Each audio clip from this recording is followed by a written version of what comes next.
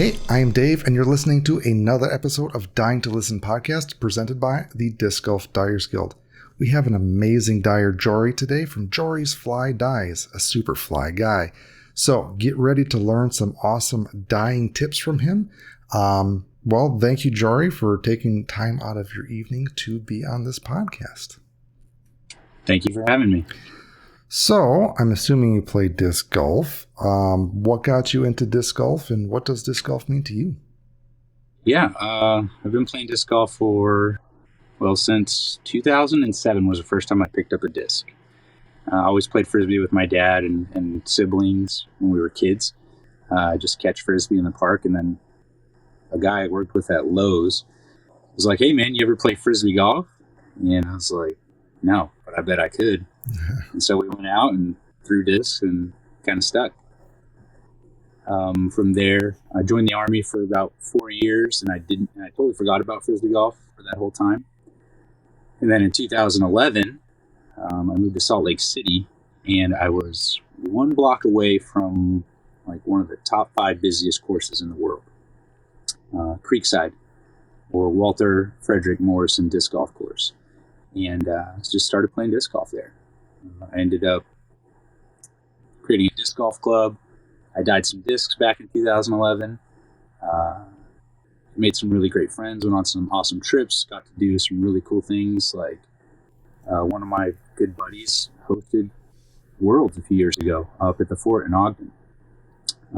We built courses together with some of those good friends, and it's kind of, the whole disc golf thing. Lots of traveling, lots of tournaments. We put in courses. It was really good. And then moved from there to Oregon and played a little bit in Oregon. I had a kid. I kind of put a damper on things, whereas my time used to be I could go out and play. Now I'm raising a kid. So it's totally, a lot of people understand that shift. And then COVID hit. And during COVID, I was on Instagram and I saw somebody's died. I think it was Brian Eckert, pipe dreamer, and I saw one of his dyes, and I was like, "Holy cow! This is what disc dyes look like." Because I hadn't done it since 2011, and so then I just got into it. Did some shaving cream stuff, and went from there. Yeah. I didn't realize you were that much into disc golf that early. That's awesome. Yeah, my PDGA number's 50,006. All right, show off. Nice. Yeah. Do you have any of your first discs? My first disc was an AVR, an orange AVR that I bought in 2007. Those are worth money now. Yeah. I threw it into a lake, and then it was like a yellow cheetah, and I threw that in a river. So I don't have those two. I do have the first disc I ever dyed. You see it? Yeah, absolutely. What is the first disc that you ever dyed? All right, it's a Star T-Rex X out. There it is, right there. What year did you dye that in? Well, it was also my first Ace disc. Oh, nice. 2011. Wow. Hand cut stencil, hot dipped in RIT dye, and that's before they changed the formula. And RIT dyes, people aren't too crazy about it anymore, but back then that was what we had. So, what got you into disc dyeing? My first inspirational person I met was this guy named Steven Franco, and I laughed because he's just a character. He had all these dyed discs with like cartoon, like sexy women on them, whatever. Like, I don't know, superhero women, and they're really like risque. Mm-hmm. And he would, tell me all these things about him. He's like, "You need to get a plotter, you need to do this, that, and the other." And I was like, "I'm not going to do all that." So I just hand cut some of the crappy like kitchen vinyl that you get at Walmart, and made huge messes, dyed all my clothes and my hands, and made some cool discs. So I'm surprised that your first disc way back in 2011 was a stencil. Yeah. That I usually like it's some sort of bed that's someone's first disc, man. You just dived right in. Yeah, well, so that guy Franco, he was telling me, he's like, here's how you do it, get you some vinyl, do this, put this much dye in the water, get it to this temperature. I didn't check the temperature, I just put it in there. Just send it. So, I mean, did you get your information anywhere else? Because I feel like that's really early in the dyeing game. No, I just did it all on my own. Like, from what Franco told me, he never like came over and showed me. We're just playing around at disc golf, and he's just kind of telling me. I was like, I can do that. Well, that just went for it. That's awesome. Do you remember your few discs after you dyed that one of what you did? Yeah, I had this blue Champion Beast, and I dyed a British Bulldog on it, and I got my first throw-in with that disc from like, I threw this shot, it hit a tree, bounced back towards the tee pad, it was about 10 feet off the tee pad, and I just threw it again, and it went in from about 280 feet. And I thought that was like as cool as an ace at the time, because I'd really only been playing for, about a year, because that gap I had. Yeah. But then my first actual ace was with this one it was my first dye. I did a really cool Bruce Lee on one of the Jaybird factory dyed Innova bosses. That just looks so sweet, and I don't know, I think I lost it. V for Vendetta on a Crystal Z Buzz. I had, let's see, I had a few others. I dyed a Compass Rose on a disc for a buddy, but I mixed up East and West. Yeah. He didn't let me live that one down. Oh, that's hilarious. So, besides your friend, in the early days of disc dyeing, where did you get your information from? Yeah, there wasn't information. There was no like, I didn't know to look for a video on YouTube at the time. I don't know if there were videos about dyeing discs online at the time. I just don't know. Like I said, I talked to Franco, and he told me like, buy this stuff, buy that stuff, and then I went for it. What other dyeing methods have you tried? I guess early on. Yeah. Oh, early on, that was it really, just stencils and hot dips. That's pretty much all I was doing. When did you do like your first bed dye? Oh gosh, COVID. Technically, I'm a COVID dyer. I mean, I really hang on to those, that year that I was dyeing discs in 2011, because it's like, oh yeah, I've been dyeing discs for 12 years. People are like, oh yeah, cool. But really, like, this other stuff, this is all new. So what got you kickstarted back into disc dyeing? Yeah, it was just like a random chance. Like I said earlier, Pipe Dreamer on Instagram, I think it was his Instagram that I saw, and he was doing some swirly glue beds, and I did a lot of Floetrol beds, and like Tiffany Shaw, like her YouTube video with T Diddy, the differences doing it, that was extremely inspirational. I learned so much from that. The biggest thing that I learned in that period was like failure, or was like not meeting my own expectations. Like learning how to like set an expectation on something, and just once you send it, let it go. However it comes out is how it comes out. Do you have any interesting or memorable fail stories? Yeah. I did a Zygariza, which is like an extinct fish mammal hybrid thing, dinosaur or something, and everything just went bad. I didn't know how to center a stencil at the time. I didn't know that acetone would like eat the vinyl away. Just so many things went wrong, and so this guy paid me like $75 to do a shaving cream spin dye stencil dye on a glow destroyer. And the concept was there. I just did not execute. And I was like, I have 10 other orders to do. I'm working a full-time job. I'm a dad, all this. I'm like, hey man, I'm going to send you this disc. It really sucks, but I'm going to remake it for you. And so I sent it to him, and I think he threw it in a lake or something like that. I was like, well, that's where Zyger used it for long. But I remade it, and I sent it to him. He goes, dude, it's perfect. It's going to hang on my wall. I was like, cool. And I just felt really good about that. Like, you know, anytime, like, the weird thing about doing art or being an artist is you can't like tell someone like, okay, go do art, or like do this, do the art on this in a moment, and then just like, oh, here I am in my artistic expression. It's like intrinsic art, like when people are like, oh, their style, or you know, those things that just blow your mind and you can really see the expression of the artist on a piece. That doesn't happen at the command of someone or at a certain dollar amount. That's got to come intrinsically from within. And so I was rushing on that first one for him, and then I told him, I was like, hey, I need a few weeks with this, you know, to do the second one. And then when I did that second one, it was stunning. It came out awesome.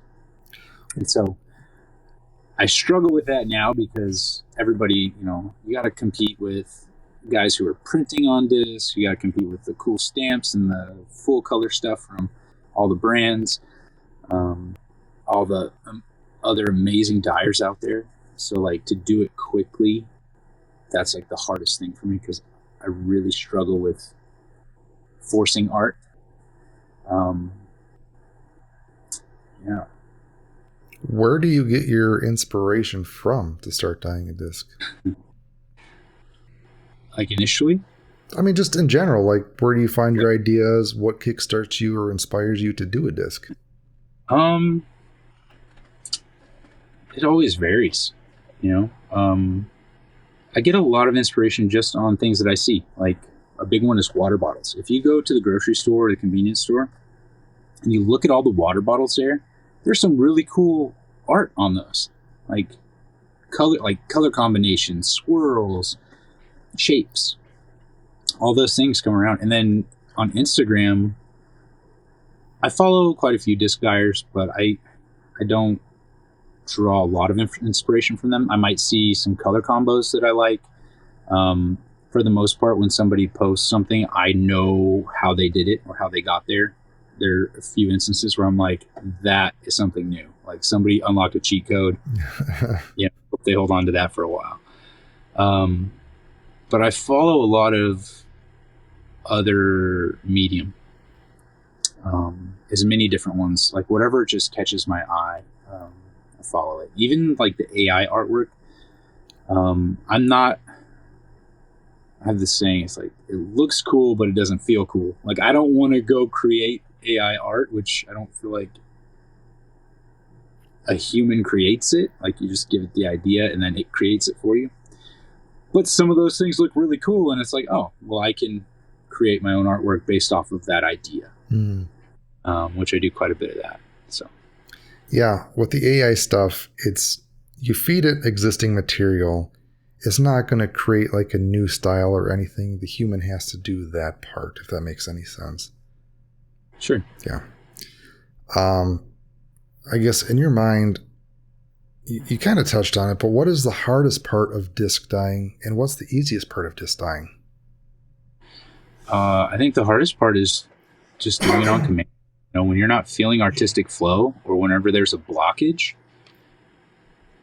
and someone's like, "Oh, I have this really cool idea," and you're like, "Yeah, that is a cool idea, but I'm not feeling it right now." Like that is a thing that you have to learn how to do, and still be able to access all your talent, all your experience, all your failure, all your success. You have to be able to access all that on demand. When somebody's like, hey, I need this for my kid's birthday in 2 weeks. And you're like, I've got 12 other orders and I'm working and I'm a single dad now and, life's going on, but you got to do it for the kid.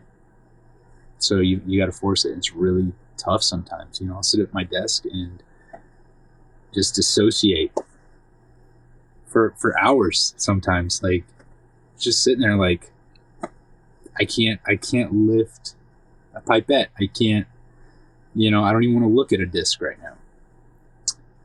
But you got to do it. Yeah. What? What was the second part of that question? What's the easiest part of disc dyeing? The easiest part is when you're in the flow, when you have that energy, when you have access to all of that. The easiest part is just letting go of everything that's going on in your life. For those few minutes or hours, I feel like the dissociation from before, where it's like a defense mechanism, now it's completely associated and it's just flying 10,000 feet in the air. So what does disc dyeing mean to you? What does it mean to me? It depends. Depends on the person usually that I'm working with. I have a good friend. He's been going through some health problems, and he's always been a huge supporter of my work. And the other day I was like, "Hey man, what's your address?" And he sent it to me, and I shipped him 2 dyed discs, and he got them a couple days later and was just freaking out. He's like, "I'm going to put them on my wall." I said, "You better go throw those first. You don't like how they fly, then put them on your wall." Which I don't care if someone puts it on the wall or throws it. But in that instance, it was just a sentiment of like, I see you, I see what you've been going through, man. And that's one of the big things for me. Another one is, I live in a pretty small town. There's not a whole lot of disc golf. I got 2 pretty close disc golf buddies out here, and it's pretty slow. Like, there's not really any tournaments within an hour, maybe 1 or 2 a year.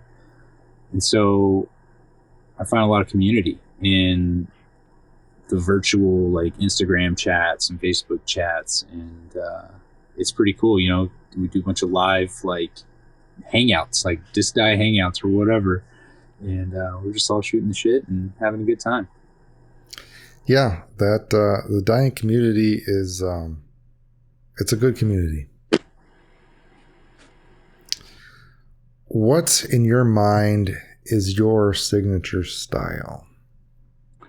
My signature style is, it used to be what I called the dark wave, and I like to think that I just came up with it as an original idea. I don't know if I saw somebody do it before me, but I got really good at it. And that's a weird thing to say, because I feel like art is kind of like yoga. If someone's like, if you're like, "Hey, are you good at yoga?" I'm like, "Yeah."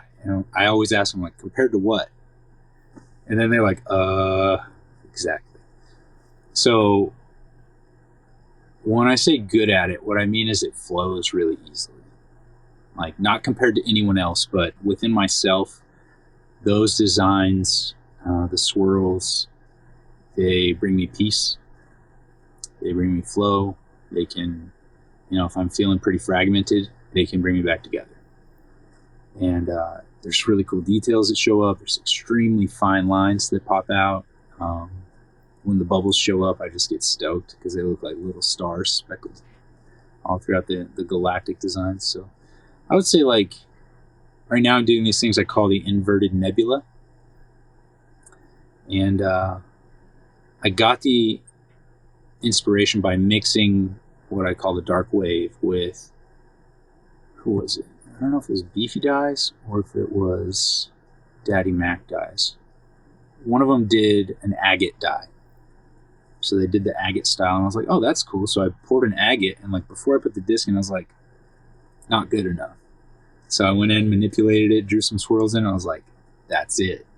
Put the disc in, came out, and I was like, okay, new style. Well, I was going to say, how did you come up with that style? But you answered that question. If you want to explain a little bit about that process for that, I'm assuming it's a clear glue bed. Just a brief overview of how you do that. Yeah, so clear glue bed. Take like a 9-inch cake or 9-inch Yeah, cake pan, round one. You could do a bigger one, depending on, I guess, the aspect ratio you want of those swirls. So if you go to a 10-inch pan, everything can be blown up a little bit bigger, and you can blow it off the edges of the disc. It's a fun little thing that I do every once in a while. And it's cool with MVP discs because they kind of encroach on the flight plate. So you get that blown up sense anyways. So you take that, you fill it with clear glue of your choice. Each brand of clear glue has a different texture and reacts differently with the acetone and the dye pigments. And so you got to kind of learn what you like. Some people like Elmer's glue, some people like it from Michael's, some like colorations. There's just so many different variations of it. You can do it on clear glue beds or on white glue. I've seen guys do it on white glue, and those actually look really cool too. They're a little more pastel because the white glue absorbs some of the dye pigment as the disc is absorbing it too. So it's a pretty neat little chemistry thing going on. So pour the glue in, and then take like a dye mixture, which is acetone for the carrier. And then I use Pro Chemical and Dye Disc Golf Dyes. They actually branded their dyes for disc golf, which is really rad. I use 2 colors of iodide poly, and that's a smidge of their black when I mix my black color. I do Dark Dungeon, and then a little bit of iodide poly black, and then acetone, and it comes out really rich, deep, dark black every time. And then, like for lotion painting, a totally separate thing, I use iodide poly brown for my skin tones. So anywhere from, the lightest of skin tones to the darkest, iodide poly brown will pretty much cover the whole spectrum. So you mix the dyes with the acetone in these little guys right here. It's a little 4 ounce HDPE Nalgene bottle. I mix it to where I leave a little bit of sediment in the bottom so that it always stays super saturated. Shake them up each time before I use them. And then I use these little pipettes to drip the dye onto the glue.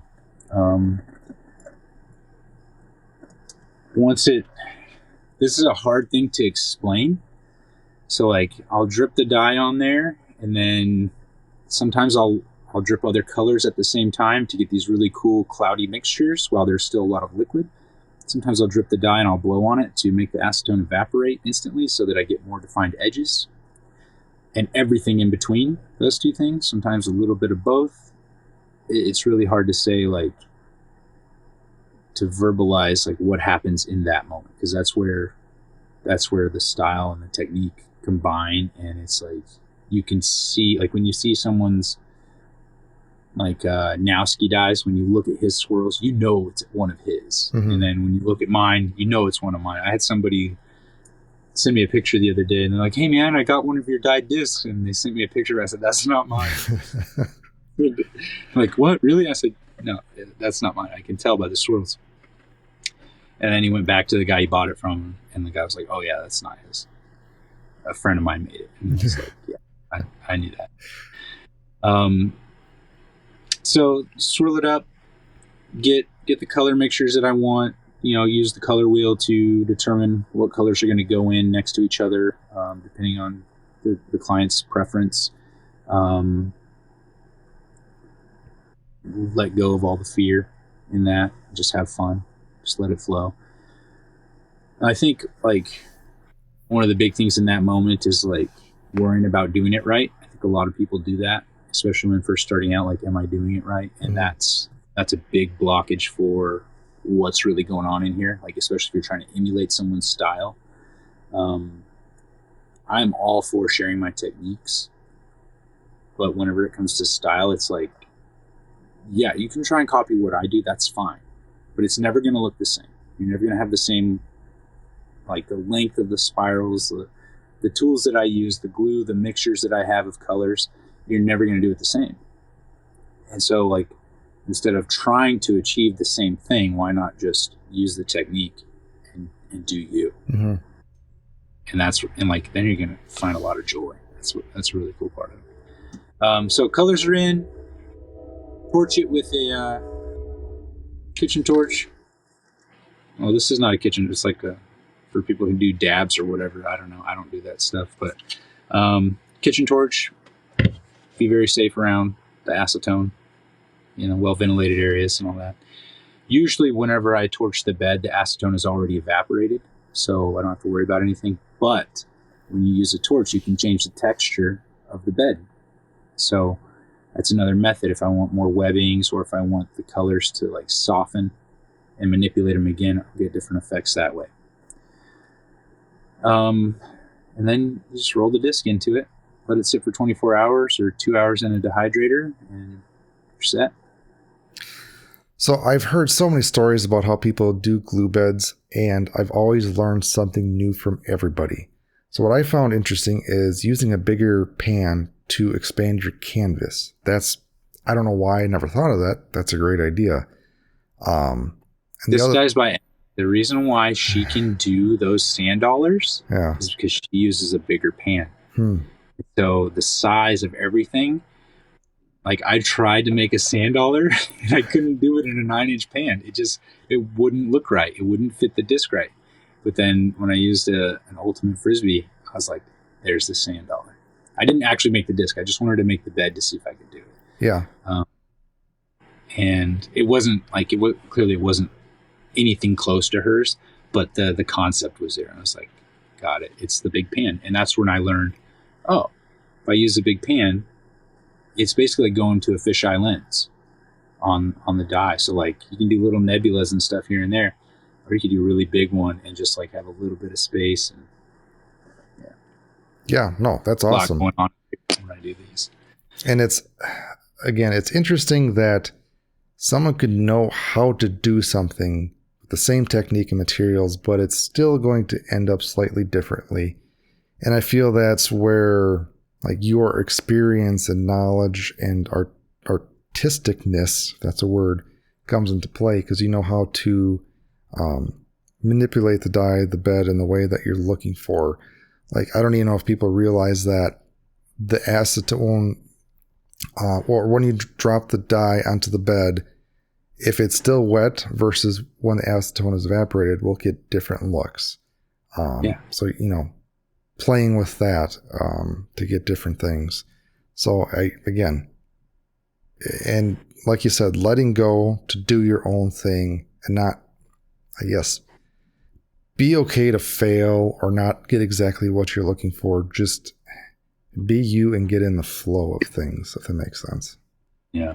I've done a lot of mentoring over the past year, pretty much, year and a half now. And these are like one-on-one sessions with people, and I give them a materials list, they get everything, we sit there and we do a live video feed, and they learn my style, they learn my technique, and they learn my style. And then I'm like, all right, now go try and do your own thing. Get out of my box, get in your own box, or don't get any box, just go be free. And one of my good buddies, Warren Moak Dyes, check him out, follow him, he is stellar. He did a few pieces, and when he posted them on Instagram, I started crying because he had like broken out of what I taught him and started doing his own thing. And I called him, I was like, dude, these are fire. And like, I'm getting worked up right now about it because he's such a good human. He's such a good person. And then when I saw him do that, it was like, if you've ever watched A River Runs Through It, okay, Brad Pitt, fly fishing movie. He's like out there fly fishing and whipping it, and then the narrator, the older brother, is like, and in that moment, I saw my brother find his own rhythm, because the dad taught them this exact rhythm, and everybody tried to do it, and then the one brother just found it, and it was like the most beautiful thing. And so weird that just came up for the first time, but that's what Warren did, and it just totally blew my mind. And I like almost no better feeling. All right, so you may be wondering why I'm wearing different clothes, but I wanted to let you guys know that Jory will be doing a live dyeing class. So he is going to teach how he creates his amazing clear glue beds. You'll learn everything from actually mixing the dye, a little bit of color theory, and everything you'll need to know to create an amazing clear glue bed and disc. So head to dyersguild.co to get signed up for that. Again, it is going to be February 3rd. And I guarantee you'll learn something. And the Dyers Guild website will have almost all the supplies that you'll need, like dye, blank discs to follow along. And again, this is live. And if you have any questions, you can ask him. So sign up now because there is only 10 spots and you do not want to miss this. All right, back to the regular scheduled podcast. How would you like to develop your disc dyeing technique? And is there anything that you would like to do differently? You know, I think it's always developing.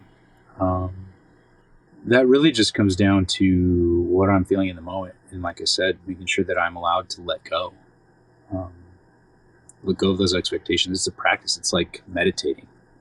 You know, it's like when you're meditating, you think about meditating, you're not meditating anymore. Right? So when you're arting, you're doing art, and you're like doing a thing, and you think about how you're doing that thing, you're not really doing it anymore. You're thinking about how you're doing it. And so just getting in that flow state, just letting it come out, however it's going to come out. I get in trouble with that sometimes because I'll accidentally do the wrong colors on a customer's disc. It still looks amazing, but they're like, I wanted a blue one and you gave me a pink one. I'm like, I'm sorry. I was in the flow. My flow state made me do it. Yeah, that's, I think what I would like if I were to change it going forward, it's just allow it to change as it will. You know, I like to let my emotions go into it. However I'm feeling, like I get a little aggressive sometimes, like if I'm like just wound up, and it gets messy on my desk and like there's dye flinging everywhere, my hands are covered in it, and the style comes out a little more aggressive. Or if I'm super calm and mellow, it's just like a little easier, a little flowy. Practicing that is I just want to get better at that and be able to tap into it when people ask it of me. Mm-hmm. So when you do get in that flow state, do you just want to keep pounding out discs, you know, like one after another, or do you limit yourself on that? I've done 180 discs in a week before. That was a lot. I know there's a couple guys out there who have done the same, if not more, in that amount of time. I don't like that. That takes a lot of energy, late nights, and a ton of glue. Like the hardest part for me is cleaning up afterwards. Like I love to pull the disc out and look at it and clean it off. I'm like, yeah. And I have 5 pans of glue and I'm like, all right, got to sit down and empty these back into their jugs. And, you know, that's the least fun part for me. So yeah, I mean, some nights, like the other night I did like 4 full color, full stencil, full glue bed discs in one night, and it felt great. Cause I was there, I was just knocking them out, and I just shipped those out today, actually. Well, they'll go out tomorrow, but, some days it's there. Some days I can just dye discs until 2 or 3 in the morning and, you know, get a few hours of sleep and go to work. And How long do you typically let your discs sit in the clear glue bed, and or do you use any heat? Yes, to both of those questions. Normally, I find that 24 hours at room temperature or just slightly warmer will be good for most plastics with how saturated my dyes are. I like to hypersaturate them in the method that I posted a video on my Instagram about how I do that.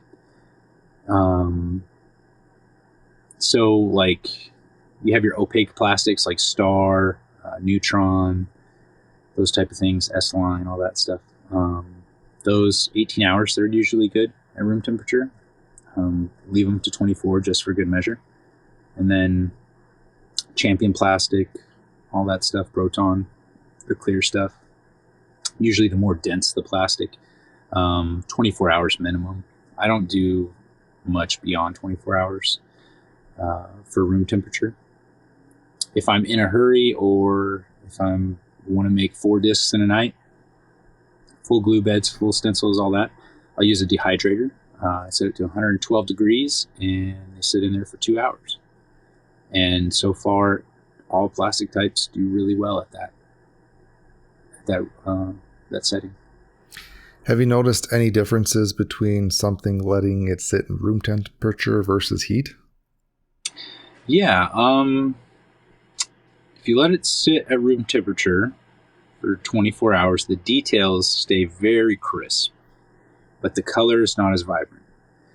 If you put it in the dehydrator, the color becomes extremely vibrant and you lose the edges of all the fine lines start to soften just a bit. Have you ever used a heat lamp? Yeah. I'll never use one again. Why is that? It's just weird. The setup is clunky.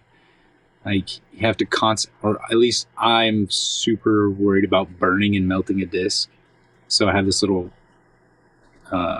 temperature gun, like laser thermometer, and I have to check it every like 10 minutes and keep it at the right temperature so it doesn't melt. And whether I need to do that or not, I don't know or care because I feel like I have to do that and it gives me anxiety. So I just, once I got the dehydrator, I'm like, yeah, I'm never going to use a heat lamp again. Nice. Yeah, I'm curious with the dehydrator because I feel like the heat lamp would only heat the top part or the disc. The dehydrator might heat everything, which might, have more convection current in the glue to make it move around more. I can see that. I can see that being an issue with Floetrol beds or lotion, where the dye is throughout the entire bed. With a clear glue bed, you've got, like, let's say you've got an inch of glue. There's a very minuscule layer at the top, so you've got to heat up all this glue to get to that top part. Mm-hmm. Whereas in a Floetrol bed or something like that, you have these pockets of color everywhere, and they're just moving and spreading. At least that's the way that I think about it. I found that things like drift, like when you put the disc in and you move the pan and the disc slides, like I've never had issues with drift. I've driven 45 miles with a disc in a glue bed in my car and turning and all the and stuff, and it came out great. Came out just fine. Yeah, I think once you set it into the bed, it basically stays in the spot because the glue basically adheres in a way the dye to the disc, and it's there. But yeah, no, like a hydro dip kind of. Yeah, basically, yeah. Mm-hmm. But yeah, what you said about with the Floetrol and lotion, where the dye is in the entire mixture, that does make sense if the convection current starts to happen now. Nice. And that's also why, like, you can... So with a Floetrol bed, when people reuse it over and over, it's because those pockets are shifting, right? Mm-hmm. And so it comes out looking a little different each time. When you use a dehydrator, word on the street is Floetrol beds, you can't use them as many times because those convection currents muddy all the colors underneath that top layer. Mm-hmm. So... with clear glue, I can reuse clear glue 3 or 4 times before I start to notice it tarnishing the colors of my dyes. So money-wise, I really prefer the clear glue. Also, I don't like getting messy with Floetrol. I make a big mess and I don't like it. And I don't like the texture of Floetrol on my hands. And I mean, I can make cells all day long, but I just don't enjoy that process. I was going to ask, why do you like clear glue beds over every other method? Yeah, I don't know. I know I don't like the other methods, or what I don't like about any of the methods. I can tell you that. For clear glue, it's like let's think of it as like a Like if the different styles of dyes were different languages, like I feel like my native born language is clear glue beds. And I mean, in the other ones, I can speak those other languages, but I just don't enjoy them. That is a very interesting analogy, but a good one. Let's see here. What is your favorite plastic to dye? My favorite plastic. What is it that came out really good the other day? The second run of tilts that came out, it's like Lux Plastic, I think. Or Meta. Is it Meta? I think it's Meta Plastic. Yeah, the Meta tilts, when those came out. It's like, it's basically chameleon plastic from the Trilogy family. It just looks really cool. The pearlescence of it, it holds the dye colors really well. You get really good detail in them. If you find one that's kind of opaque with that, oh, so good. You can do anything with it. And then they just look, they shimmer. It looks pretty cool. Yeah, it's hard to get that in pictures or video. It looks way better in person. Oh yeah, for sure. What are your favorite colors that you like to use in your beds? Yeah, so my favorite colors come from Pro Chemical and Dye. Dandelion, bright blue, blood red. Those are my three primary colors that they're kind of my base for most things. But then also some of the neon colors, neon royal purple, neon cerise pink, and neon key lime. And then of course dark dungeon. I think a lot of people are too sparing with their mixes. Like they don't saturate enough or use heat in the right way to activate the dyes. I do not mix water into my acetone dyes. I'm not a fan of that. What I'll do is I'll make the mixture of just acetone and dye, and then I'll set this little guy into like a hot cup of water about that high for a few minutes, and then put the lid on tight, shake it up, and that usually activates it really well. Those are my 6 colors that I use quite a bit. Burnt sienna is really good too. I really like burnt sienna. That's a good one. Interesting. What is your must-have dye accessory? It's tough. I would say between these two guys. Cricut squeegee, the big one, fits good in the hand. It's got a nice round edge. It's kind of sharp, so like whenever I go to put my masking tape on for my vinyl, like I can cut it off with this, and I enjoy doing that. It feels good. The corners allow me to press down the vinyl really well. And then I use these guys. They're like super sharp needlepoint tweezers. And then I went and took sandpaper and like made them even sharper. And they're really good at weeding fine details. I have about 40 other tools that I use, and I use them all pretty equally all the time. So it's hard to pick just two, but I'd say these two probably get the most mileage out of them. One time I was picking up a box of discs, and I had these in my hand, and I stabbed my thumb to the bone. It stabbed me to the bone, and I cried. It hurt so bad. That's how sharp those things are. Yeah. Well, they're dangerous but good. Yeah, no, they're great. Super efficient. So besides the glue beds, you obviously do stencil work. What do you like about doing stencils? Yeah, stencils is a whole process from, taking someone's idea to drawing it or finding an image online, whatever, they send to you. I use a program called Procreate on my iPad and do a lot of stencil creation through there. A lot of my own unique designs like the trout bellies and stuff like that. And then anytime someone sends me an anime character, I'll trace it in that program so that I can capture all the details I want, leave out details that I don't want, things like that. I've got like 40 projects going on in there right now, just kind of touch and go wherever I want with those. Weeding is always a lot of fun, especially like when you have a blank disc and you can just weed so pure. Like I don't try and like peel it all off in one piece, but there's just sometimes when weeding is therapeutic. Sometimes it's frustrating. And you just take, like, I think the worst thing about weeding is when you have to take the whole stencil off and it's extremely intricate and you have to weed off all 1,000 pieces individually because they won't all come off at once. That's always a bummer.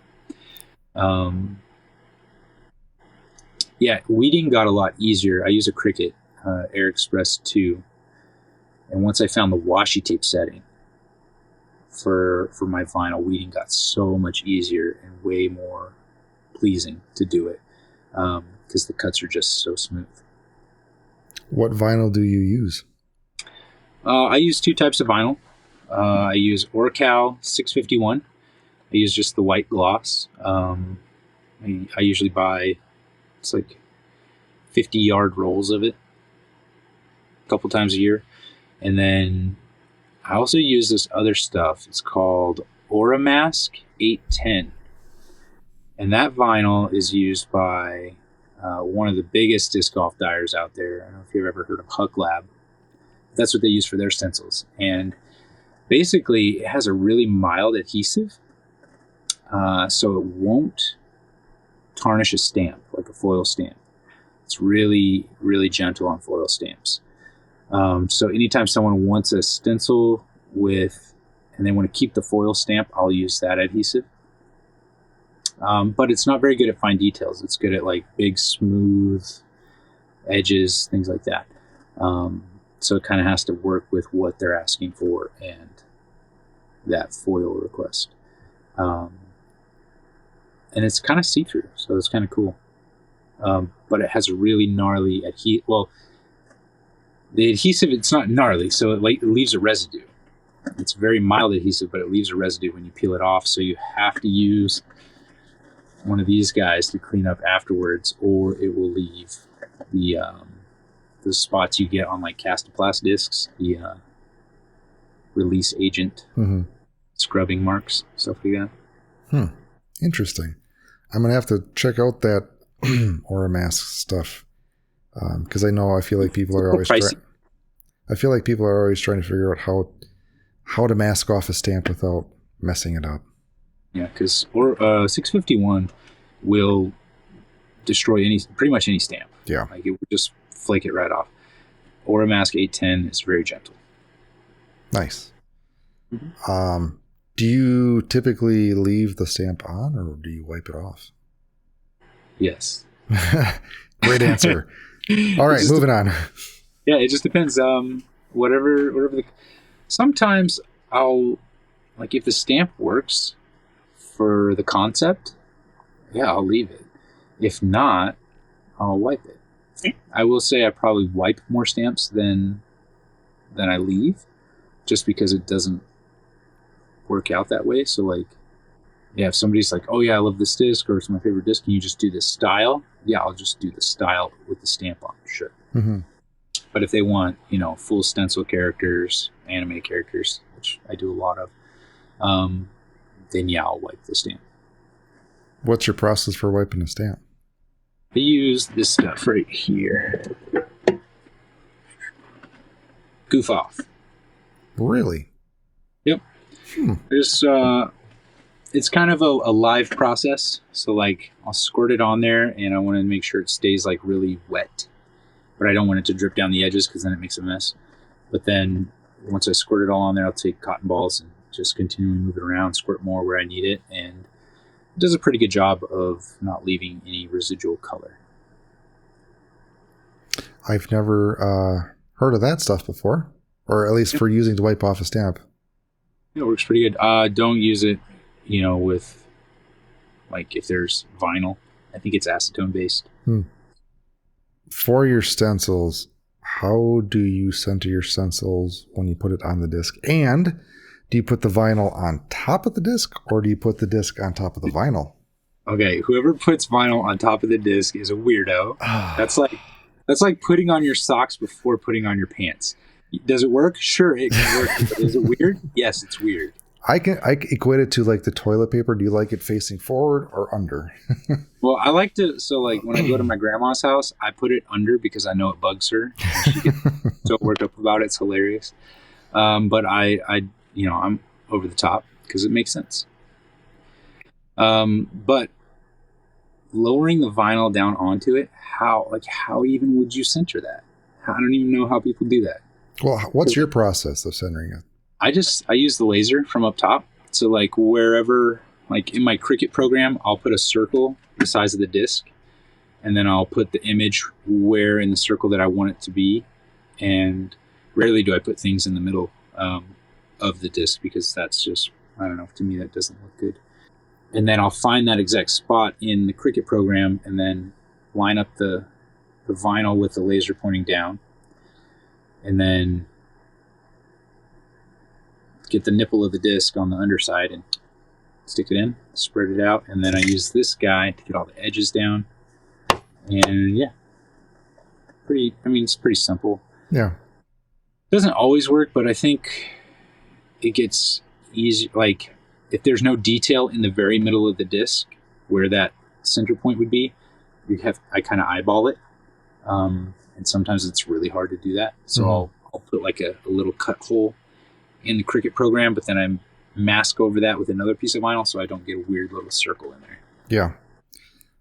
We basically do the same process, except I put it on top of the disc, like you properly should. That's like if you're eating a hot dog, but the bun was made out of meat and the meat was made out of the bun. That sounds good. Anyways, do you weed on the disc or off? Yeah. Almost exclusively weed on the disc. The other day I was weeding not on the disc, and I'm like, what am I doing? Like I was kind of out of it. I was like, what is happening here? Why does this not feel right? And I looked at my stencil and I was like, oh yeah, duh. Yeah. And then I put my transfer tape on, threw it on the disc, and finished up that way. What do you use to get your black for the stencil? I don't do hot dips anymore. I do a method with denatured alcohol because that will not affect the vinyl stencils. And I just make a mixture that's very similar to my acetone base with Pro Chemical and Dye, Dark Dungeon, and Eye-Dye Poly Black. And I just drip it on with a pipette and paint it around with this little brush right here. That little guy. Nice. And then it takes about 5-10 minutes to get solid black on most discs, and go rinse it off, and it's good to go. I don't have to heat up any liquid that I could knock over, or which I've done. Frustrating. I've made more messes dyeing discs with hot dips than anything else, and I've ruined discs with hot dips more than anything else. Interesting. And so doing this denatured alcohol has been a super easy way to do it, efficient, and I don't have as many hiccups with it. Have you found that you've been getting like the good deep blacks as you would with a hot dip? Oh yeah. Yep. Nice. Yeah, I mean, you just put a few drops on, you paint over it for a minute, and then check it. If it's solid black, then you're good. If not, do a couple more drops, and until you have the desired darkness, the desired, sure. Yes. Contrast. I've actually recently did that because I did a stencil on the bottom plate of the disc, and yeah, it worked out. I used heat to kind of help speed up the process, but I don't know if you use heat or just no. Sometimes I'll throw the disc in the dehydrator for like 10 minutes and just warm it up, and then paint it on, and it works great. Fantastic. So for the stencils that you do, how do you get the coloring in those different areas or sections of the stencil? Yeah, I use a few different methods. I usually do lotion first. So if there's any areas that I want like solid color, I'll use lotion. Topical is what we call that. Mix in the powdered dye into, where's my lotion? This stuff. I use the expensive cocoa butter stuff. Everybody else uses Queen Helene, which I used Queen Helene once, and I was like, the contrast or the consistency just didn't do it for me.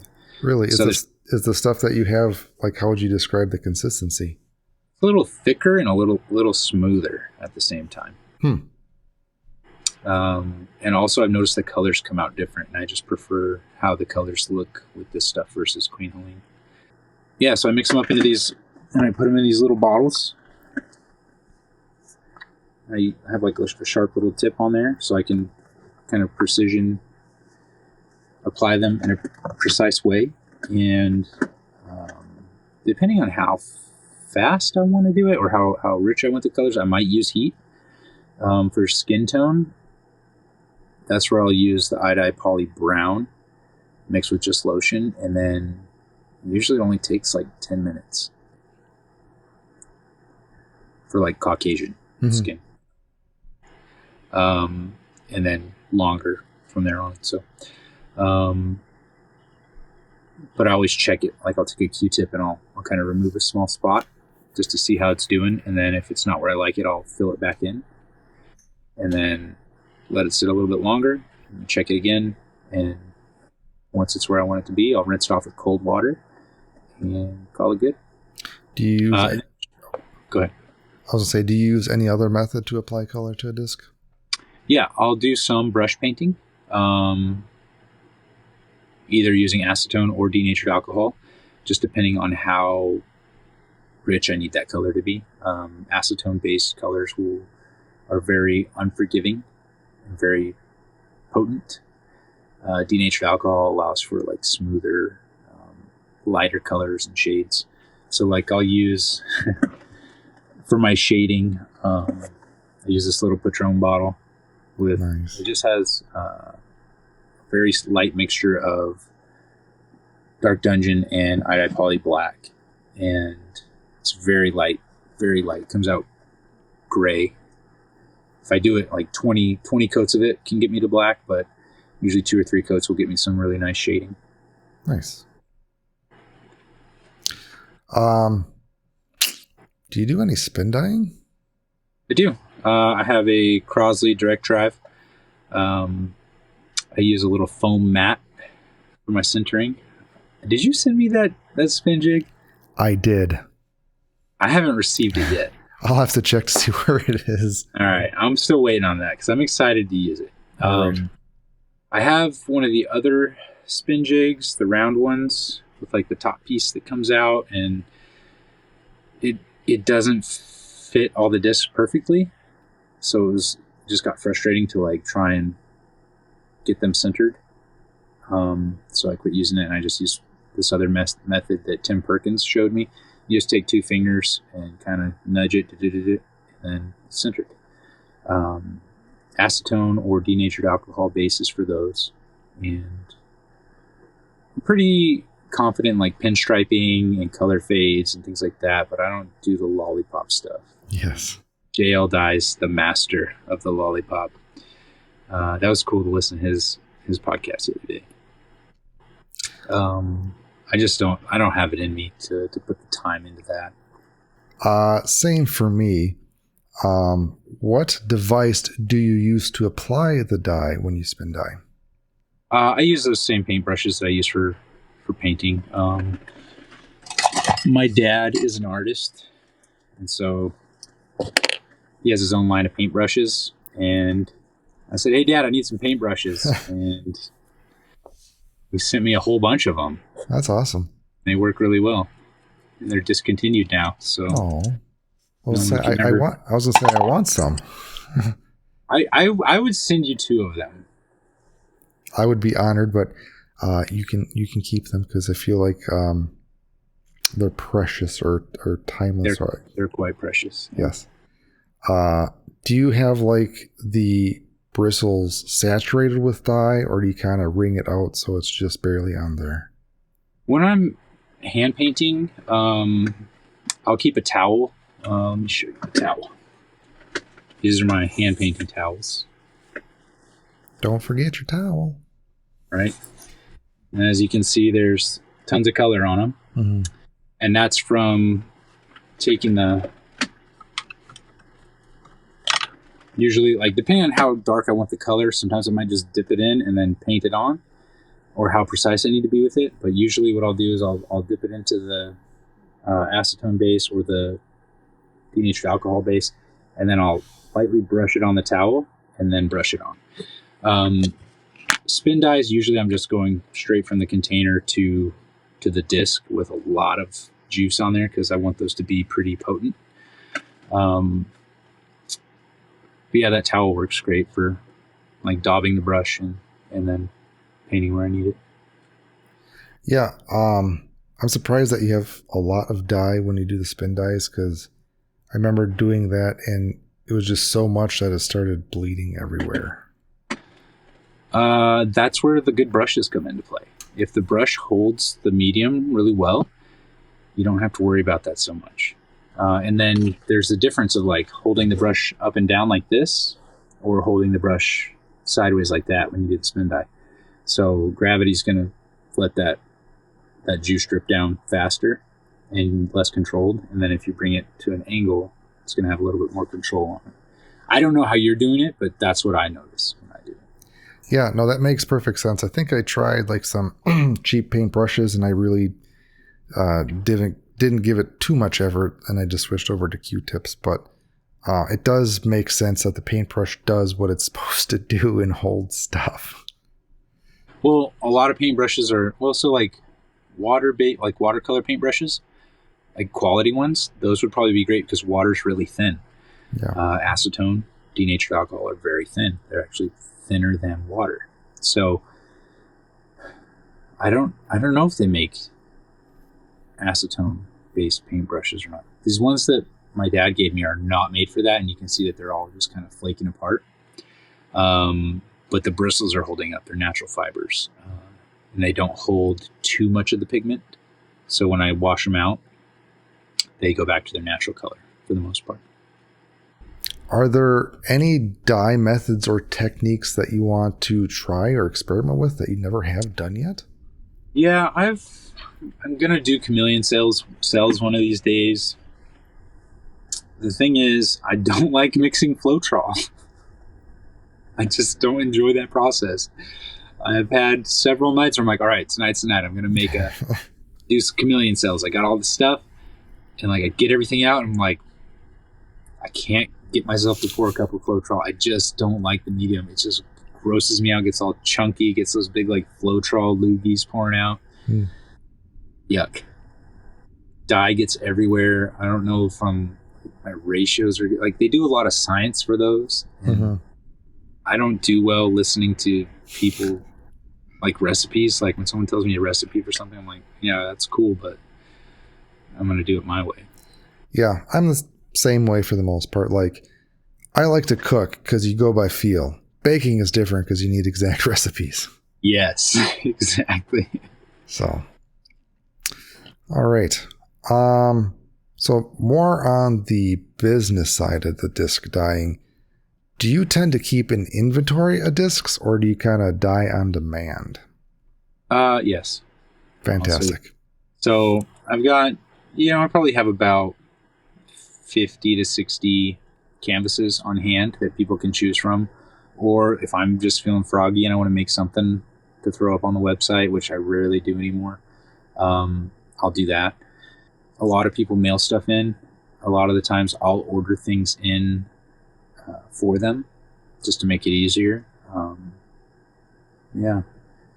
Whatever in the process, like however I can help someone out, because I know we've all got lives, we're all busy, and I do a lot of like that exploratory, like what discs do you like to throw? What's in your bag? And then we got to talk some customers through like which plastics work best and things like that. Clearly, all the plastics that I keep in stock are dyeable and are decent canvases one way or another. But there's a lot to it. Running the businesses, we might have more questions about it, so I'll let you ask. Well, before we get more business heavy, do you have any weird commissions or notable commissions that you've done? I would say the weirdest one was he had me do a Brokeback Mountain disc that he gave to his best friend for Christmas or something like that. And I'm like, is he your best friend or is he your best friend? It doesn't bother me one way or the other, like if he is. Yeah. But like, just tell him how you really feel. You can have me make him a Brokeback Mountain disc. And I didn't post that one because like the whole cancel culture thing, it's sensitive. If you make a disc depicting someone from the LGBTQ plus community, and then it's for someone who's like straight or cis or whatever, like I don't know. I think people cancel you for that. It's like anytime I think of like someone has requests and I'm like, I think about like, can I get canceled for this? I usually don't do it, or I don't post about it. Mm-hmm. But that one, I think, I don't know. I don't know if he really loves his best friend or not. So I was like, I'll make it. Awesome. Yeah. Not totally business related. Not business related at all, but what is the favorite discs that you've ever dyed? My favorite one I ever dyed. All right, let's talk like early stages. I dyed a really cool trilobite for Calvin Heimberg early on. And I think it was my first like 3, 4, 5 stage process dye. So it was like underside was dyed with like these shark teeth in a circle, taken from a picture that he had posted in the early days when he didn't really do Instagram. And he made this shark tooth piece of artwork, like framed shark teeth in a circle. And so I took those exact shark teeth and I dyed them on the back in a circle. Did an under rim spin dye. On the top, I did an outer rim spin dye, shaving cream blast, and a trilobite in the middle, and it just looked really cool. I was pretty proud of that. My favorite one ever was when the Big Z Luna came out. I bought one. I was lucky enough to get one when they first came out because it sold out right away. And the one they sent to me was blue. It was like a dark blue. And I was like, whatever, I'm going to send it anyway. So I like glue masked out the Lady Luna. And then it was where my first like swirls really came through in just the right way. And that plastic does such a good job of showing off the colors and the details. It kind of has a little bit of shimmer to it. I pulled it out of the glue, I cleaned it off, and I just started weeping, started crying. And I was like, okay, I can do this. That was it. That was my moment for myself of like breaking out of everybody's style. And I did something that I'd never seen before. And it just came from here. And I ended up selling that disc for like $125.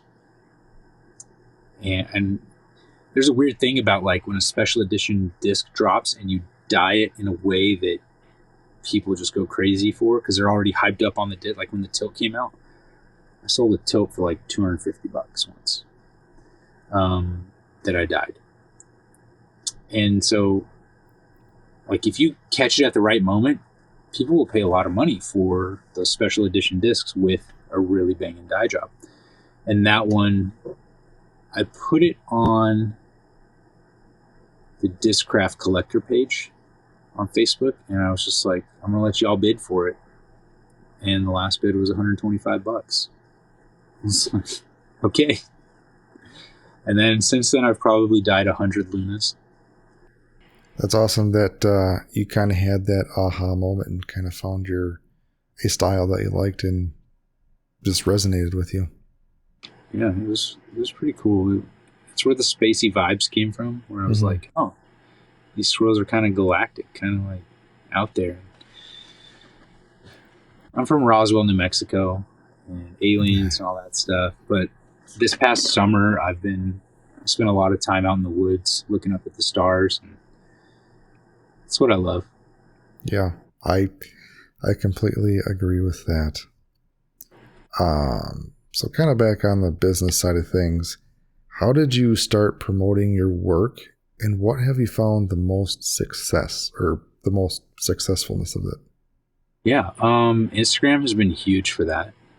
Like 95% of my business comes through Instagram. If you go all the way back to the beginning of my dyes, you can see how atrocious they were compared to what I do now.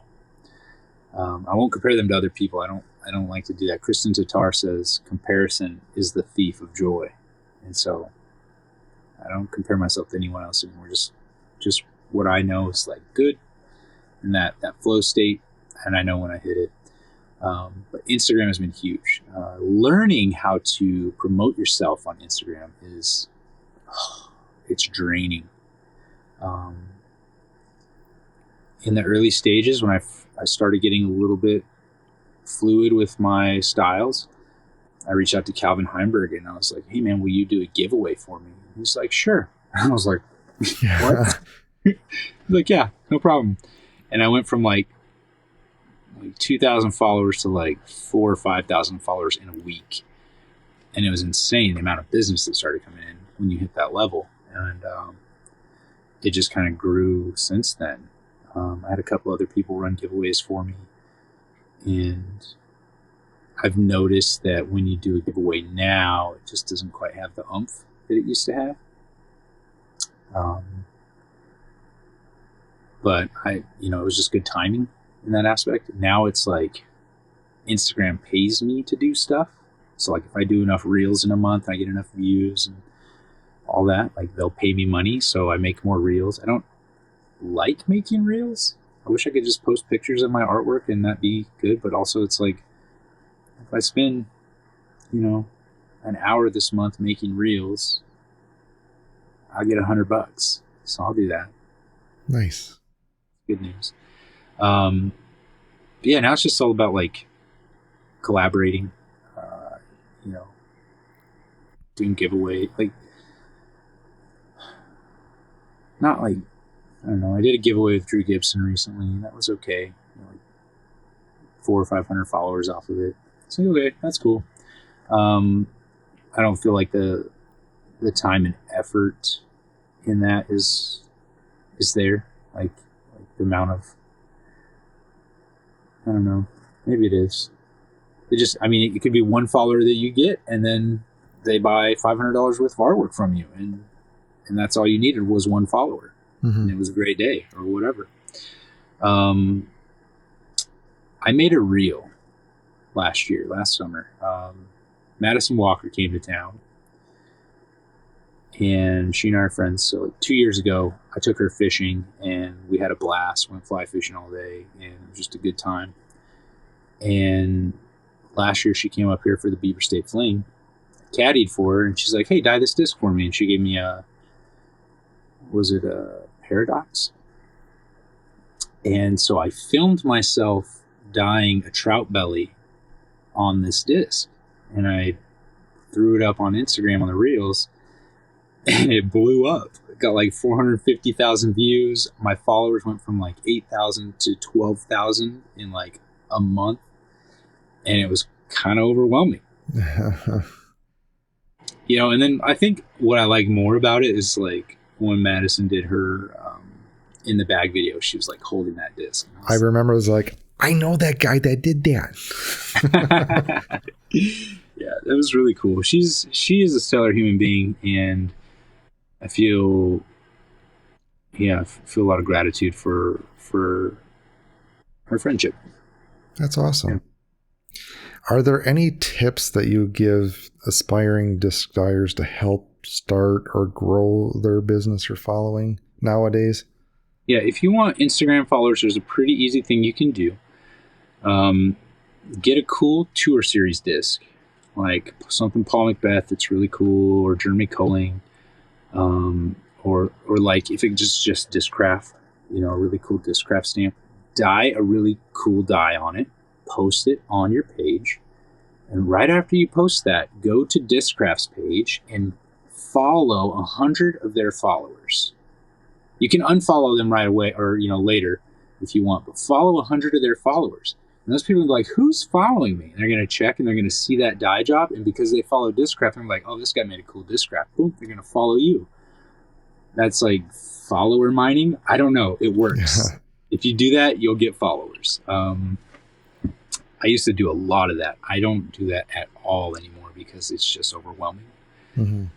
But it's a really good way to get followers. Like if you've got, a couple hundred followers and you want more, I don't know what's the right amount to have. When I first started in COVID, like with an Instagram, I saw Andy Dyes over in Finland. The guy's, he's a maniac.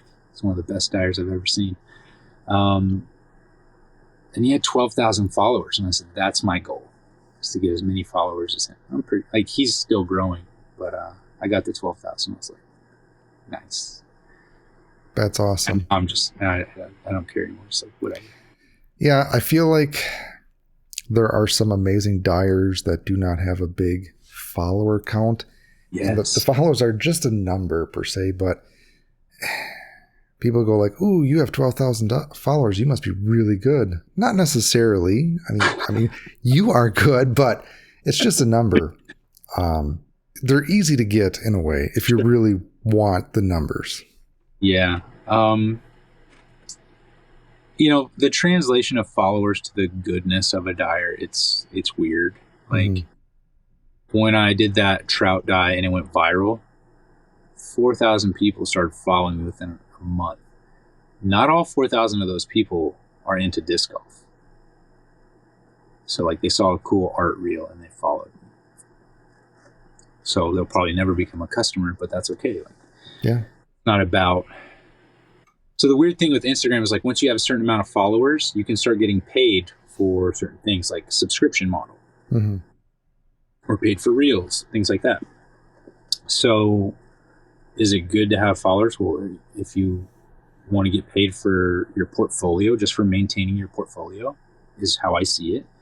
Sure, that's great. Like I said, it just takes one person, one contact, one client, one friend, one stranger to make your day. And like, yeah, the whole social media recognition thing. Yeah, it goes straight to your head. I'm super egotistic. I'm like, yeah, I got a ton of followers. It's fucking cool. Like I'm winning the Instagram game. But then it's like, does that bring me real joy? Like, yeah, sure, it's a fun thing to talk about. It's a good flex, whatever, but there's not real joy in that. Like it makes me busier. There's more people asking questions and like, I don't want to kick anyone off to the side or like get too big for my friends. Like that's not the goal of it. But then, if you get 100 notifications in a day, it's extremely overwhelming and you just don't even want to look at it. And then when you don't want to look at it, like usually that bleeds into like not wanting to do artwork for that day. And then your custom order log gets backed up. Bleeds into all the other aspects of life. So it's just, it's overwhelming. Yeah. It's cool to like have an art gallery where a lot of people get to see my work, because then that increases the chances of me getting compensated for that work. That's great on the business side. On the like efficiency side, I tell the IRS that I spend a lot of time on social media managing my accounts so that I can get write-offs for that time that I spend versus doing the dyes, because I probably spend more time engaging with people than I do actually dyeing discs.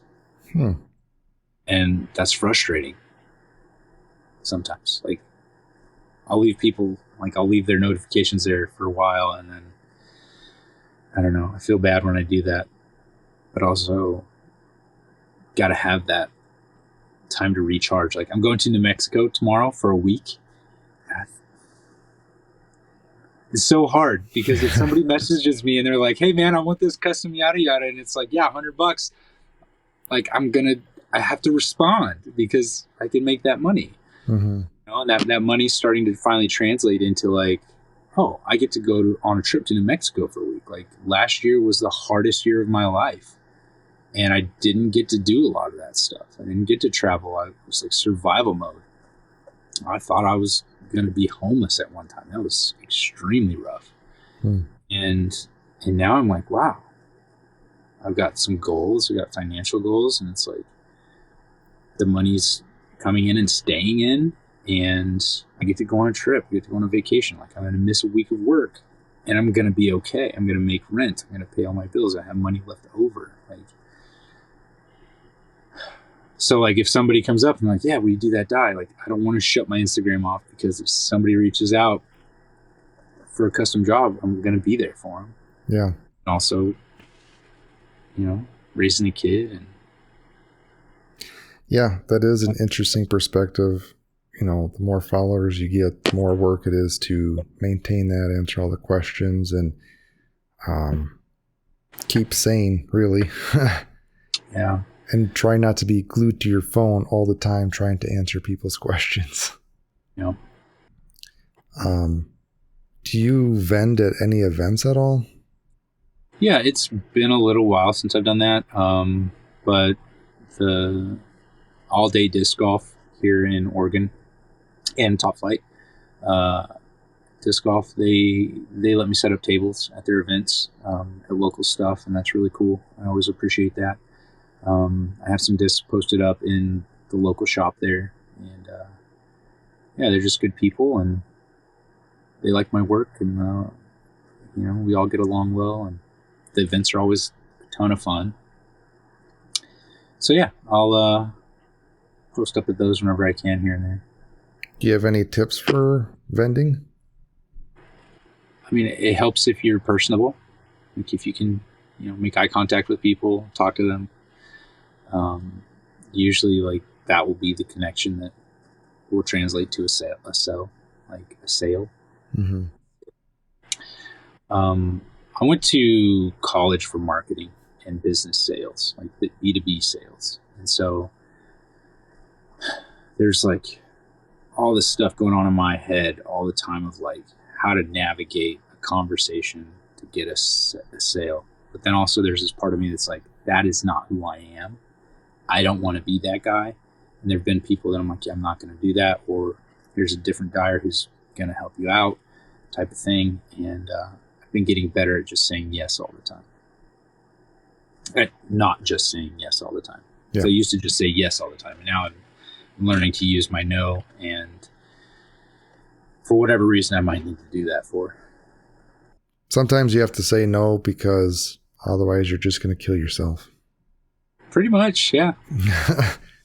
Yep. I want it all, but I can't do it all. Mm-hmm. Do you have any tips or tricks for either beginner disc dyers or the seasoned veteran out there? Ooh. For the seasoned veteran, I will say when you're making a clear glue bed, learn to pay attention to the rate at which acetone evaporates and explore that. And then like try different types of glue. Like mix two types of glue together, add water to it, like get saucy with it, like just get really weird with it. Don't get stuck in your box. Like, yeah, you're good at whatever style, but like don't just stay good at that. Like try something different, try something weird, and break your mold, because then you're gonna just elevate yourself. And as seasoned as anyone might be, we all have limitless opportunity to grow and develop our styles and our medium. And like on the Dyers page, there's a lot of people who post like very matter-of-factly things. They're like, well, this is what happens when you do this. I'm like, well, sure, maybe. Not always. And I've always been one to like push that envelope of like, or challenge that like authoritative voice. Like there's like this common thing where everybody adds water to their dye before they mix it with acetone. I don't want to do that. I refuse. I won't do it. There's other ways to heat up the dye to activate it that are totally safe and not going to like burn your house down. For the beginner dyer, just be a sponge, absorb everything, like ask a lot of questions, watch a lot of videos, use the search bar. If you're overwhelmed with all of it, then ask somebody. And if they say no, ask somebody else. Don't be afraid of the no. The no means next opportunity. If you had to start disc dyeing all over again, what would you do differently knowing what you know now? I would have never bought the new RIT dyes. I spent way too much money on that stuff, and it never really worked out. Yeah, the new RIT dyes they're not great. I don't enjoy them. The old ones, like from back in the day, I mean, that's 11 years old, and it's still somewhat crisp, a little faded, but somewhat crisp. Like it's not blown out. Yeah, that's crazy that you can actually still make out what it is for being 11 years. Yeah. I might put it in my bag again soon. I don't know. Nice. Yeah, I would never buy the RIT stuff, the liquid RIT dye. It's not very potent.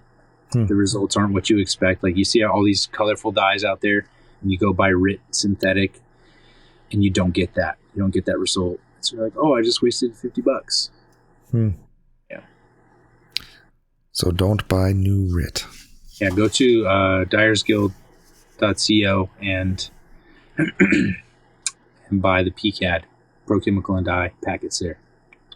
Thanks for the shout out. Yeah. Buy stuff, but thanks. Are there any shout outs that you would like to give, or any other dyers that you really like their work and draw inspiration from? Oh gosh, you're gonna ask me that. I should have wrote a list. This is like a tough one because I have collaborated with so many disc golf dyers over the past 2 years. Nate Rack Dyes, he's my brother. Love that guy. He's hitting a stride right now with Floetrol and cell dyes. It's just otherworldly and so good.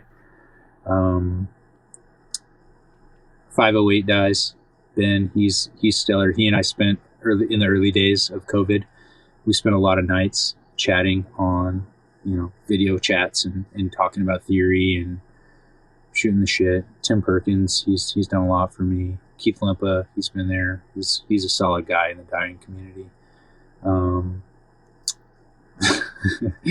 What do we call it now? What do we call the chat that we're in now?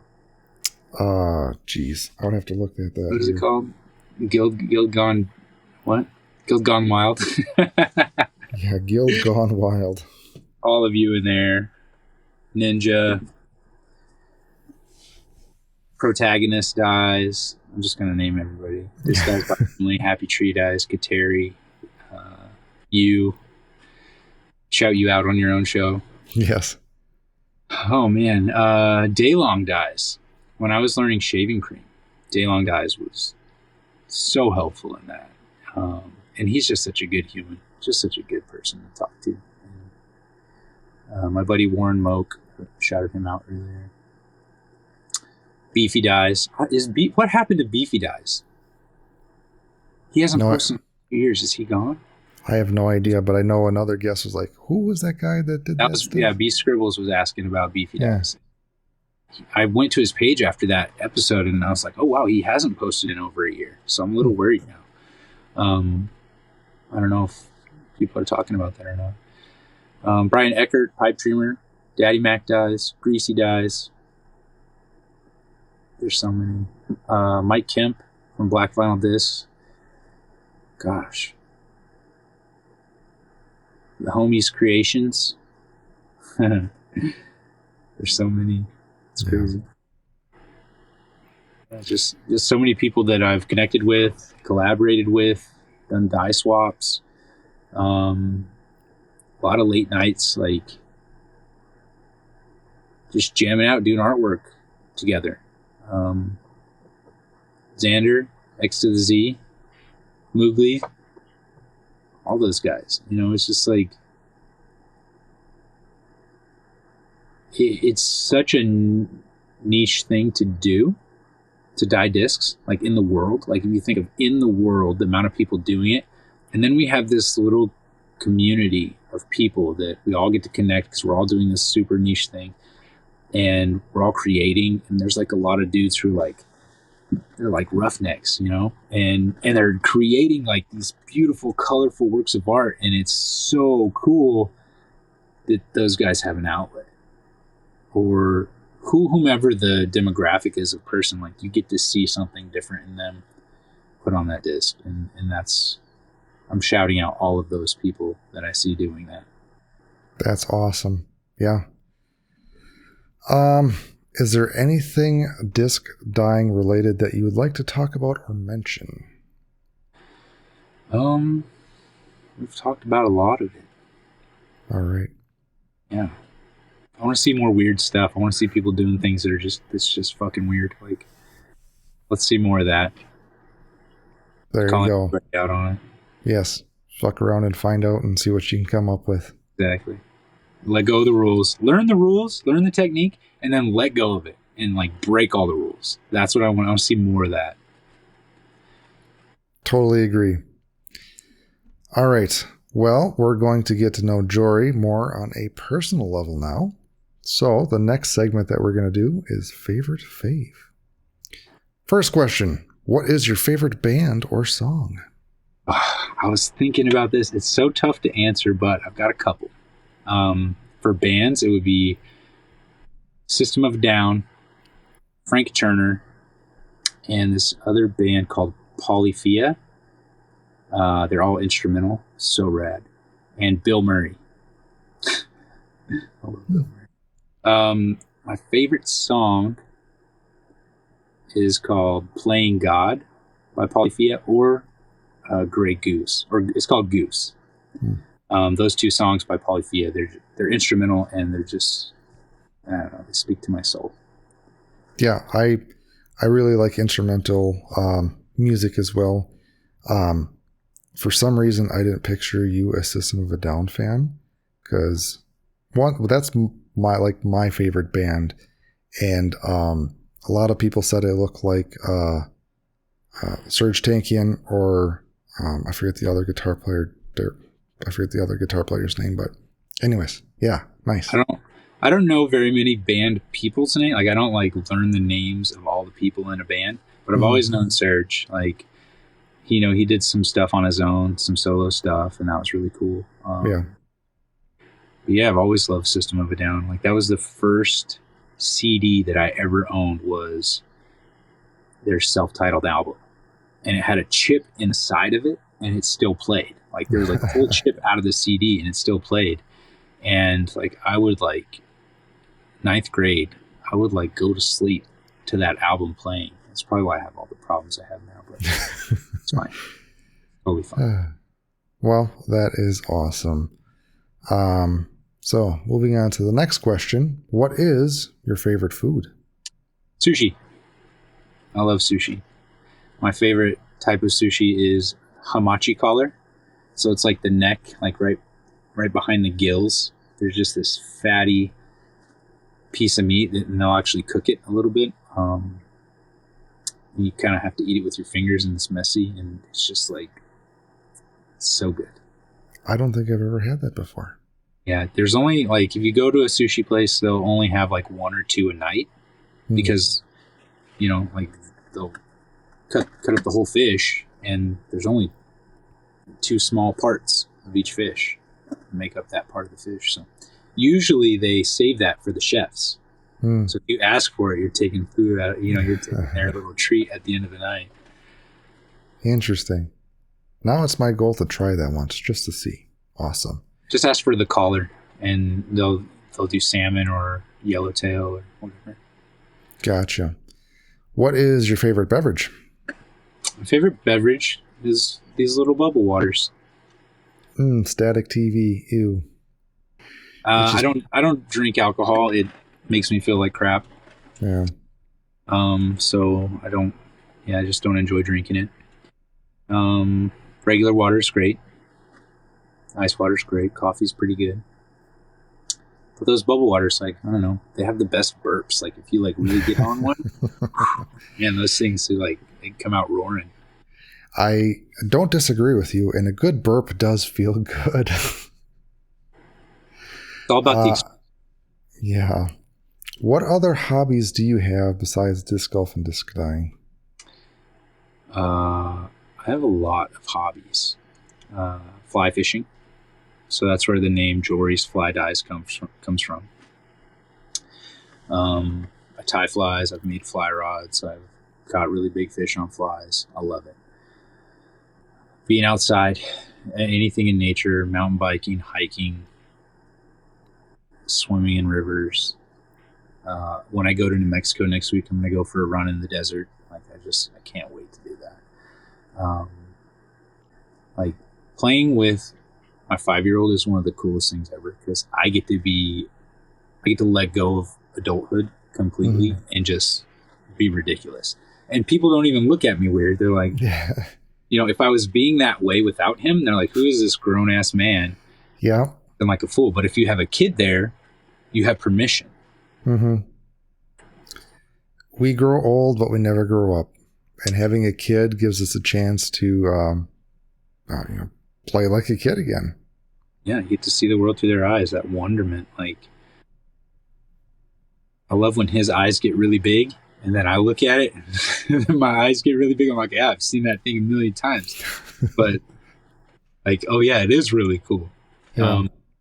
Forget who it was. Was it Kurt Vonnegut had a thing where he was talking about, if you went to the market, like your normal Saturday stroll to the market, is uneventful, like, but you had never been there before, you've never experienced a market before, like the pure wonder and joy that you would get of all the smells, the sights, the sounds, of walking through a market with those fresh eyes. And he's doing that in life right now, and it's a solid reminder for me to do that with him. Yeah, it's interesting what they see and pick up that we just tune out. Like if an airplane's going overhead, my daughter will go like, hey, look at that airplane, or just the small stuff that we ignore. Yeah. All right.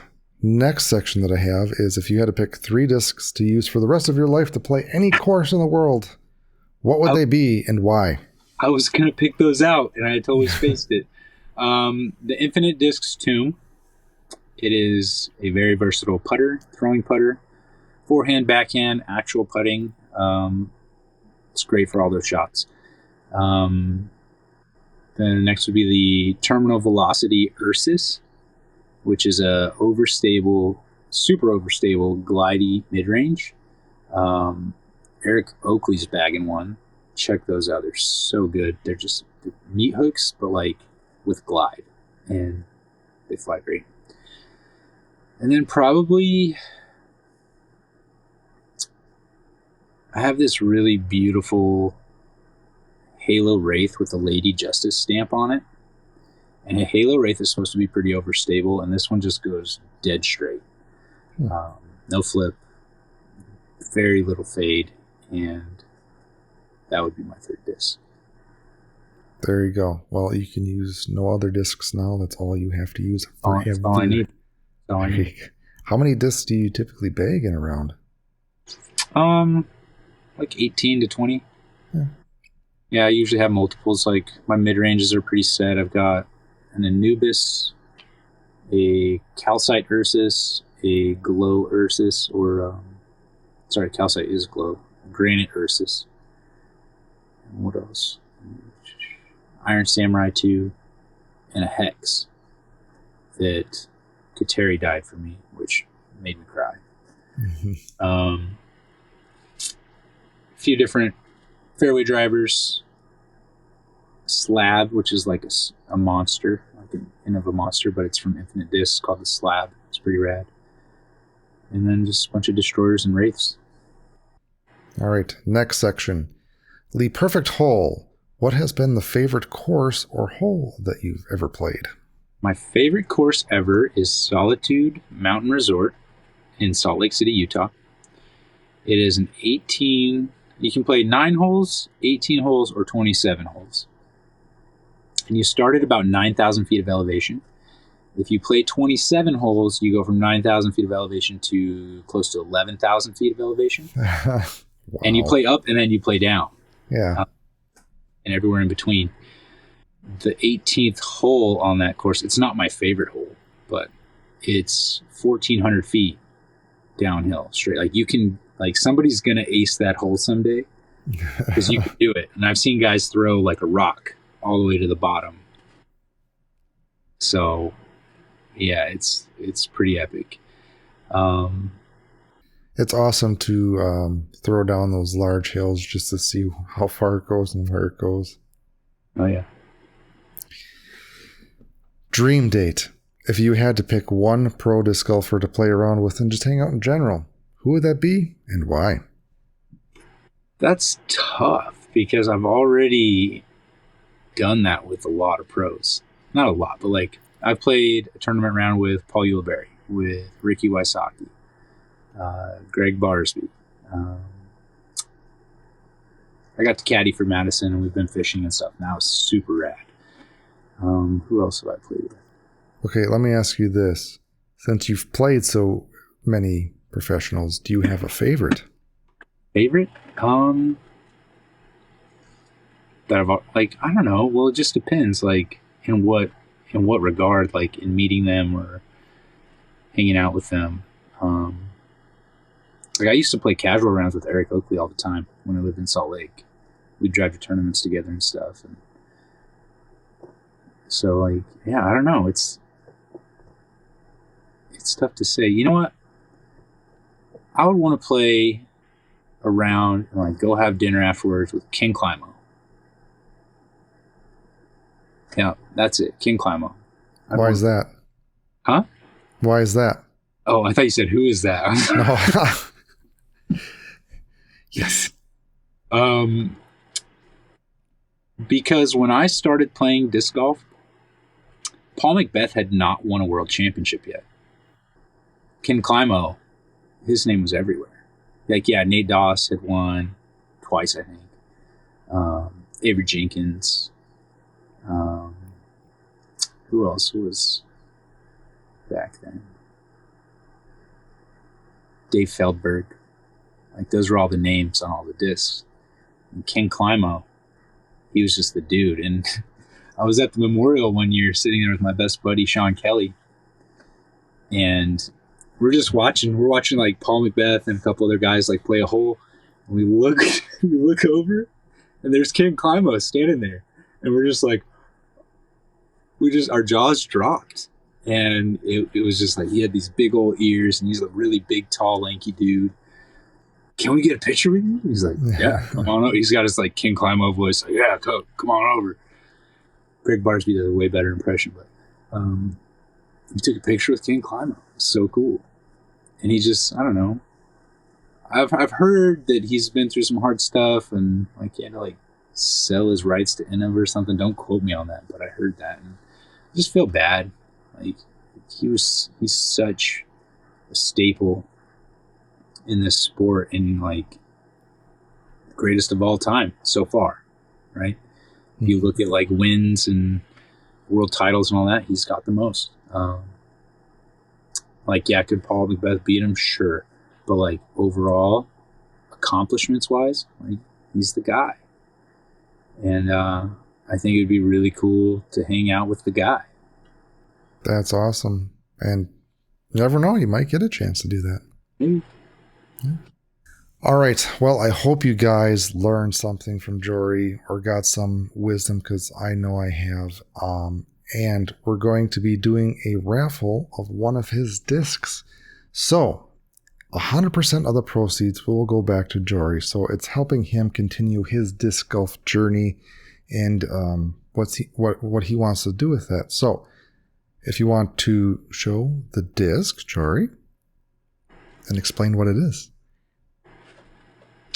This is a Halo Firebird, the Haley King edition, and it is the third in the series of what I call the Starcross Lovers. Pretty cool stencil of some risque astronauts, and they're floating around. Looks like a banana black hole is what that is. That disc is awesome. Thanks. And I've wondered, how can they make love with the spacesuits? I mean, it's like, in my mind, it's very futuristic, and they're probably in a different part of the universe, and we just don't know the technology. Like full haptic suits. Like if you watch or if you've read Ready Player One, you can do a lot with a haptic suit. Yes.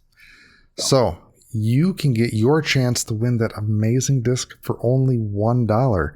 You can buy as many tickets as you want. So the raffle will go live when this podcast goes live, and it will be open for 2 weeks. So head to dyersguild.co/raffle to get entered for your chance to win that amazing disc. So thanks again, Jory, for producing that.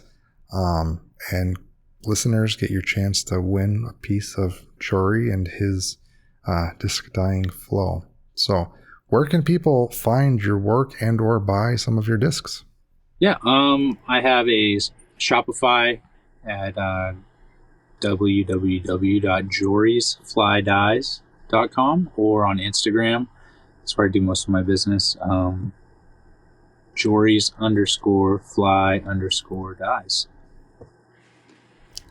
Awesome. Well, again, thanks for being on. I'm honored that you took time out of your busy day to be on. So, yeah, I guess until guys, next time, we'll talk to you guys later. Bye.